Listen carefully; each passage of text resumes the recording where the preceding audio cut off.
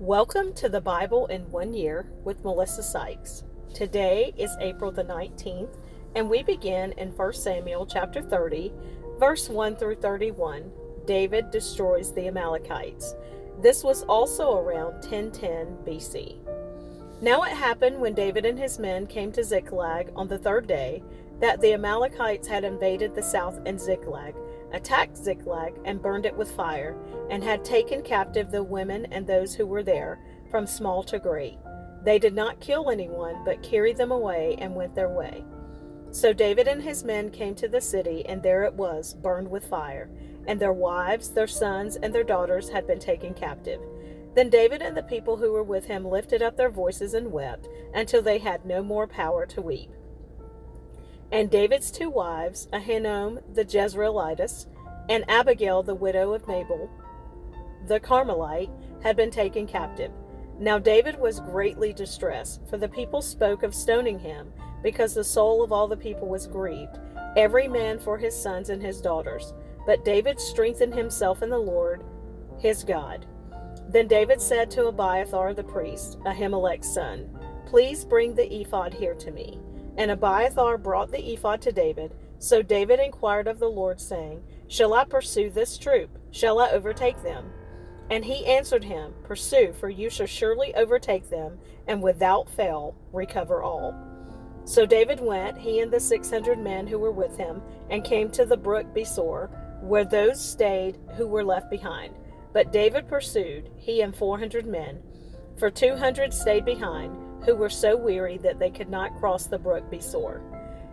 Then they found an Egyptian in the field, and brought him to David, and they gave him bread, and he ate, and they let him drink water. And they gave him a piece of a cake of figs, and 2 clusters of raisins. So when he had eaten, his strength came back to him, for he had eaten no bread nor drunk water for 3 days and 3 nights. Then David said to him, "To whom do you belong, and where are you from?" And he said, "I am a young man from Egypt, servant of an Amalekite, and my master left me behind, because 3 days ago I fell sick. We made an invasion of the southern area of the Cherethites in the territory which belongs to Judah, and of the southern area of Caleb, and we burned Ziklag with fire." And David said to him, "Can you take me down to this troop?" So he said, "Swear to me by God that you will neither kill me nor deliver me into the hands of my master, and I will take you down to this troop." And when he had brought him down, there they were, spread out all over the land, eating and drinking and dancing, because of all the great spoil which they had taken from the land of the Philistines and from the land of Judah. Then David attacked them from twilight until the evening of the next day. Not a man of them escaped, except 400 young men who rode on camels and fled. So David recovered all that the Amalekites had carried away, and David rescued his 2 wives. And nothing of theirs was lacking, either small or great, sons or daughters, spoil or anything which they had taken from them. David recovered all. Then David took all the flocks and herds they had driven before those other livestock, and said, "This is David's spoil." Now David came to the 200 men who had been so weary that they could not follow David, whom they also had made to stay at the brook Besor. So they went out to meet David and to meet the people who were with him.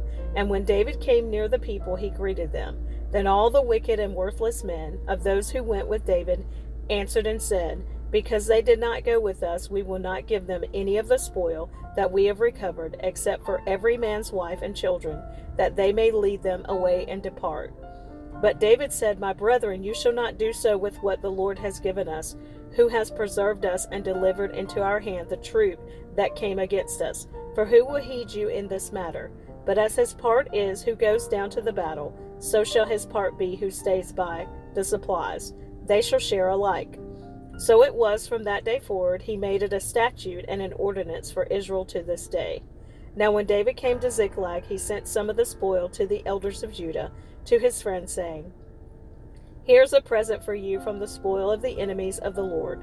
To those who were in Bethel, those who were in Ramoth of the south, those who were in Jatir, those who were in Auror, those who were in Siphmoth, those who were in Estemoa, those who were in Rakal, those who were in the cities of the Jerahmeelites, those who were in the cities of the Kenites, those who were in Hormah, those who were in Korashan, those who were in Athak, those who were in Hebron, and to all the places where David himself and his men were accustomed to rove.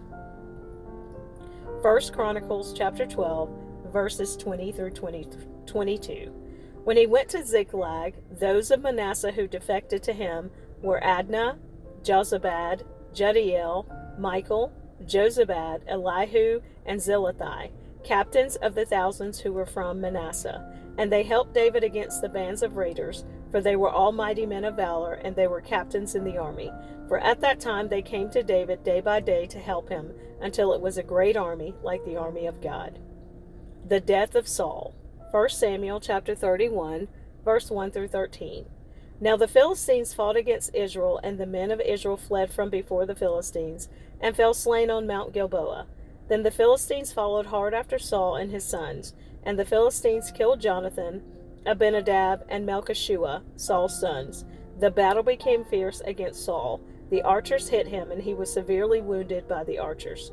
Then Saul said to his armor-bearer, "Draw your sword and thrust me through with it, lest these uncircumcised men come and thrust me through and abuse me." But his armor-bearer would not, for he was greatly afraid. Therefore Saul took a sword and fell on it. And when his armor-bearer saw that Saul was dead, he also fell on his sword, and died with him. So Saul, his 3 sons, his armor-bearer, and all his men died together that same day. And when the men of Israel who were on the other side of the valley, and those who were on the other side of the Jordan, saw that the men of Israel had fled, and that Saul and his sons were dead, they forsook the cities and fled, and the Philistines came and dwelt in them. So it happened the next day, when the Philistines came to strip the slain, that they found Saul and his 3 sons fallen on Mount Gilboa. And they cut off his head, and stripped off his armor, and sent word throughout the land of the Philistines, to proclaim it in the temple of their idols and among the people. Then they put his armor in the temple of the Ashtoreths, and they fastened his body to the wall of Bethshan. Now when the inhabitants of Jabesh-Gilead heard what the Philistines had done to Saul, all the valiant men arose and traveled all night, and took the body of Saul and the bodies of his sons from the wall of Bethshan, and they came to Jabesh and burned them there.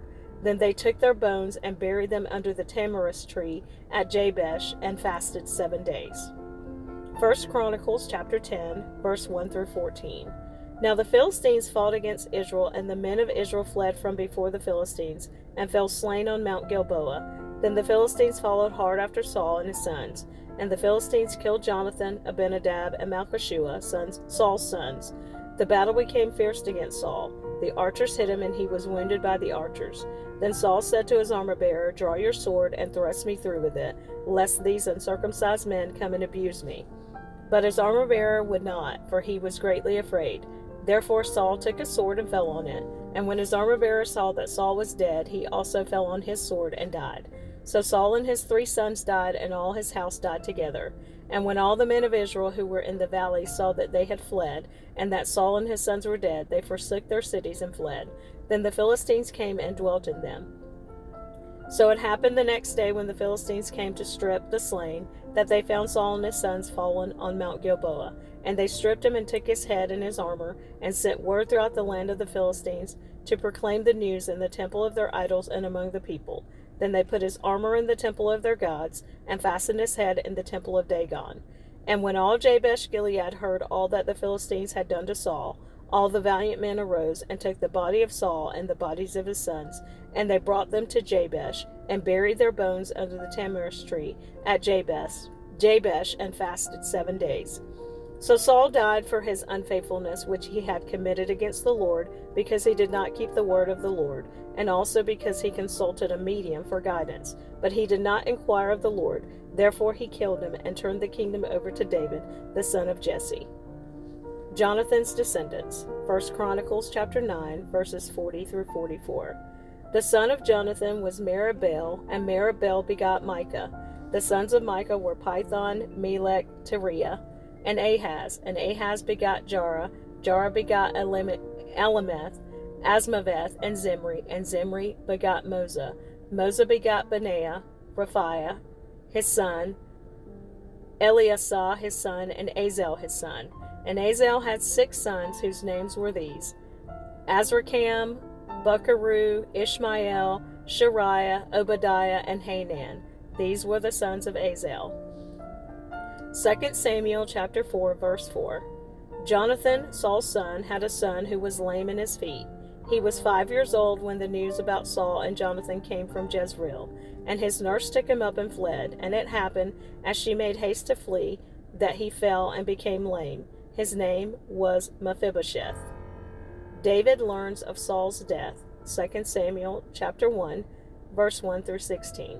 Now it came to pass after the death of Saul, when David had returned from the slaughter of the Amalekites, and David had stayed 2 days in Ziklag. On the third day, behold, it happened that a man came from Saul's camp, with his clothes torn and dust on his head. So it was when he came to David that he fell to the ground and prostrated himself. And David said to him, Where have you come from? So he said to him, I have escaped from the camp of Israel. Then David said to him, How did the matter go? Please tell me. And he answered, The people have fled from the battle. Many of the people are fallen and dead, and Saul and Jonathan his son are dead also.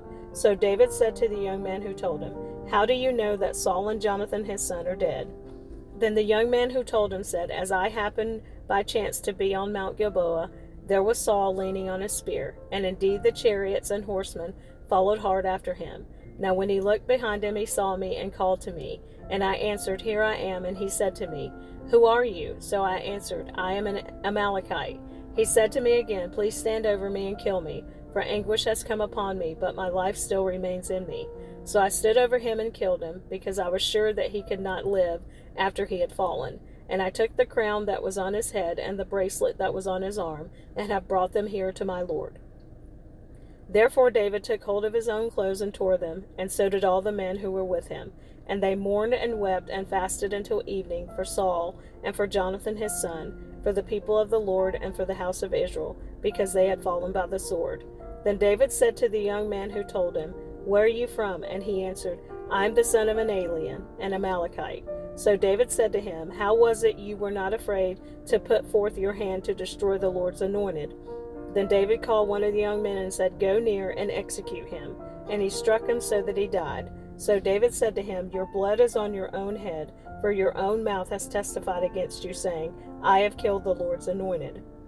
David's song for Saul and Jonathan. 2 Samuel chapter 1, verses 17 through 27. Then David lamented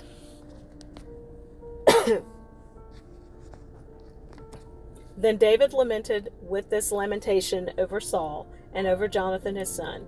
And he told them to teach the children of Judah the song of Bo. Indeed, it is written in the book of Jasher.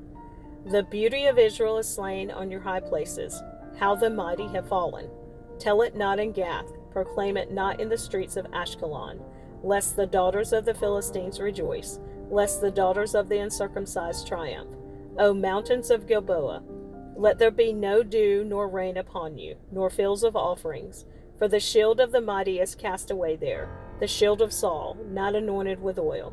From the blood of the slain, from the fat of the mighty, the bow of Jonathan did not turn back, and the sword of Saul did not return empty. Saul and Jonathan were beloved and pleasant in their lives, and in their death they were not divided.